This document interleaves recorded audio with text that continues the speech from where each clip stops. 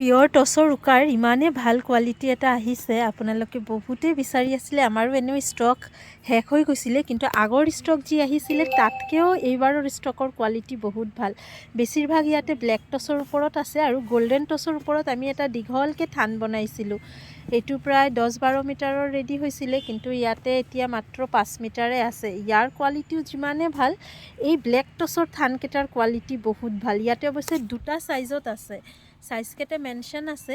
এটা ছাইজ পাব 6.70 চেণ্টিমিটাৰৰ আৰু এটা ছাইজ পাব 6.15। এইটো যেনেকৈ আছে 6.15, এইটো 6.70। প্ৰাইচ দুটা বেলেগ বেলেগ হ'ব। যদি 6.15টো লয় 4500 প্ৰাইজ আহিব, মানে 6 মিটাৰ 15 চেণ্টিমিটাৰ। আৰু 6.70টো ল'লে 4800 টকা ফুল ছেটৰ প্ৰাইজ আহিব।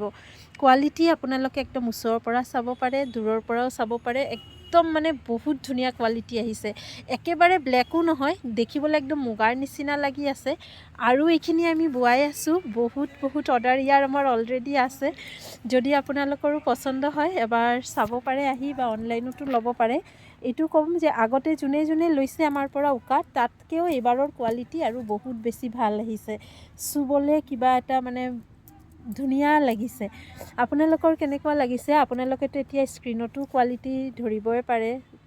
একদম মাটিশালত বোৱা হয় এইখিনি। আৰু ব্ৰেডথটো আপোনাৰ 36 চেণ্টিমিটাৰ আছে। খুব ভাল, আহল বহল দীঘল হ'ব। লৈ চাব পাৰে যাৰ যাৰ প্ৰয়োজন হৈ আছে। আৰু এই উকাটো আপোনালোকৰ পাৰ মিটাৰকৈ ল'ব পাৰিব। পাৰ মিটাৰ 1000 প্ৰাইজ আহিব। ইয়াৰ এই ফ্ৰণ্ট মানে ষ্টাৰ্টিংটো অলপ আমি বাদ দি দিম। ইয়াতে অলপ কালাৰটো এনেকুৱা হৈছে, কিন্তু ইয়াৰ কোৱালিটিটো বহুত বেছি ভাল হৈছে।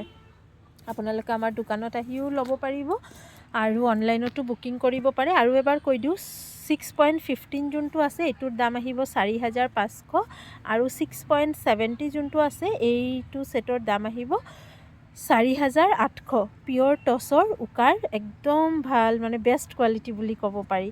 চলো আহিছোঁ, যদি ভাল লাগে তো বুকিং কৰিব আৰু লাভ লাইক দি দিব ৰিলছটোতে।